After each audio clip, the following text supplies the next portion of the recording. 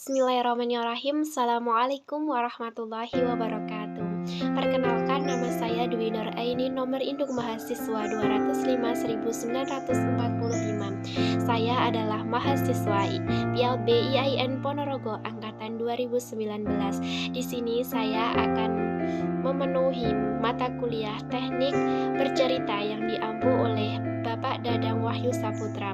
Di sini saya akan mengangkat cerita mengenai legenda Wulan dan Mirah dari Ponorogo. Selamat menyaksikan. Halo teman-temanku semua, kali ini aku mau bercerita mengenai legenda Wulan dan Mirah yang ada di Ponorogo. Tepatnya berada di Desa Nambangrejo, Kecamatan Sukorejo, Kabupaten Ponorogo. Pada dahulu kala, kisahnya dimulai oleh seorang pemuda yang berasal dari desa Wulan yang bernama Joko Lancur alias Supeno. Joko Lancur sendiri merupakan putra dari Ki Ageng Hanggolono yang merupakan tokoh yang disegani oleh masyarakat yang ada di Ponorogo. Karena dia itu dianggap memiliki kesaktian dan menganut agama Hindu. Selain itu, beliau juga merupakan kepercayaan dari Ki Gede Suryo Ngalam atau yang disebut dengan Ki Ageng Kutu yang berseberangan dengan Ki Ageng Mirah. Nah, seorang gadis sendiri yang berasal dari desa Mirah yang bernama Siti Amirah yang merupakan putri dari Ki Ageng Mirah. Ki Ageng Mirah sendiri merupakan tangan kanan dari Bathara Katong atau Raja Wengker yang merupakan cikal bakal dari kota Ponorogo sendiri yang menganut agama Islam pada saat itu. Ki Joko Lancur alias Supeno ini, dia itu memiliki hobi untuk bersabung. Nah, pada suatu ketika di suatu hari tertentu itu dia melaksanakan sabung ayam di desa Mirah. Dan pada sabung ayam kali ini dia mengalami kekalahan dan akhirnya ayamnya lari menuju ke dapur milik Siti Amirah.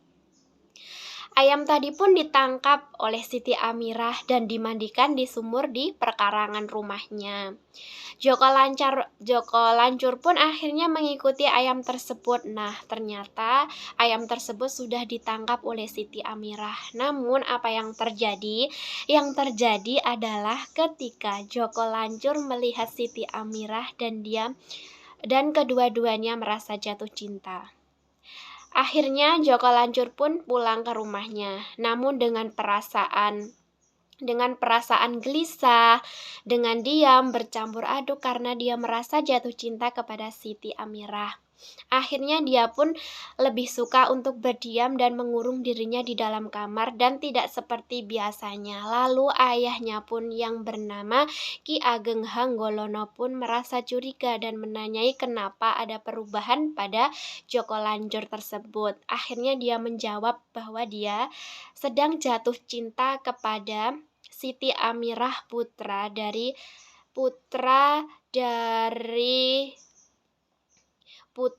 Ki Ageng Mirah.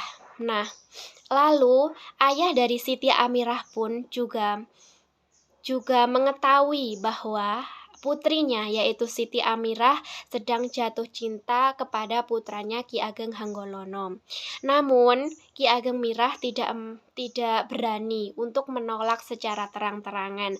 Akhirnya pun dia mengajukan dua persyaratan, yaitu persyaratan yang pertama, pada satu malam sawah di desa Mirah harus bisa diairi pada musim kemarau. Dan persyaratan yang kedua, karung beras dan karung kedelai harus bisa diantar dari desa Wulan ke desa Mirah tanpa bantuan manusia. Akhirnya persyaratan tersebut pun dipenuhi oleh Ki Ageng Hanggolono. Yang pertama, dengan mudahnya Ki Ageng Hanggolono tersebut memerintahkan buaya untuk berjejer di tambak untuk mengairi sawah yang ada di desa Mirah. Dan hingga saat ini dikenal sebagai Tambak Boyo Terang Sudirman. Dan yang kedua adalah Ki Ageng Hanggolono mengirimkan sekarung padi dan sekarung kedelai dari desa Nggolan ke desa Mirah tanpa bantuan manusia. Akan tetapi pada saat karung tersebut sudah sampai ke desa Mirah, Ki Ageng Mirah pun mengatakan bahwa di dalam karung tersebut tidak berisi padi dan kedelai, hanya tetapi berisi jerami dan kulit dari kedelai. Akhirnya pun Ki Ageng Hanggolono pun merasa marah dan dia merasa malu karena sudah dipermalukan oleh Ki Ageng Mirah. Dan seketika setelah kejadian tersebut akhirnya Siti Amirah pun meninggal dunia karena dia merasa shock atau ketakutan atau seperti orang yang ketika jatuh cinta tetapi ternyata persyaratannya gagal. Dan selanjutnya Joko Lancur tersebut juga merasa sedih, merasa kehilangan karena orang yang dia sayangi meninggal dunia. Akhirnya dia pun ikut bunuh diri dan akhirnya mereka berdua sama-sama meninggal dunia. Nah, dari hal ini membuat Ki Ageng Hanggolono ini semakin marah dan akhirnya dia memberikan sumpah atau dia bersumpah bahwa desa Nggolan dan desa Mirah ini apapun yang dibawa dari desa Nggolan ke desa Mirah itu tidak bisa bersatu dan orang Nggolan dan orang Mirah tidak boleh menikah atau sebaliknya, dan apapun yang dibawa dari Nggolan dan Mirah pasti juga tidak akan bisa bersatu. Nah, hingga saat ini di desa Nggolan itu dilarang untuk jika seseorang membuat atap rumah dari peralatan jerami itu tidak diperbolehkan, dan orang dari Mirah tidak boleh menanam yang berbahan dari bahan kedelai, itu tidak diperbolehkan. Dan akhirnya cerita itu pun sampai saat ini masih dipercayai oleh desa setempat, baiknya di desa Nggolan dan di desa Mirah. Nah, teman-teman, itu tadi cerita mengenai legenda Nggolan dan Mirah yang ada di Ponorogo, yang tepatnya di Desa Namangrejo, Kecamatan Sukorejo, Kabupaten Ponorogo. Nah, hikmah yang dapat kita ambil dari cerita tersebut yaitu yang pertama, jika kita berbicara kita tidak boleh mengada-ngada. Yang kedua, hidup rukun dan saling menghargai walaupun berbeda agama.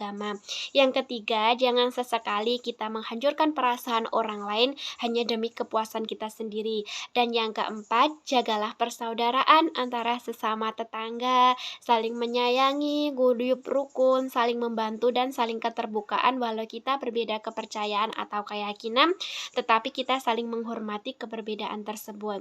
Sekian yang dapat saya sampaikan. Apabila ada salah kata dari saya mohon maaf yang sebesar-besarnya. Semoga apa yang saya ceritakan hari ini dapat bermanfaat, dan apabila ada kurangnya semoga saya mohon maaf yang sebesar-besarnya. Akhiran wabillahi taufiq wal hidayah. Wassalamualaikum warahmatullahi wabarakatuh.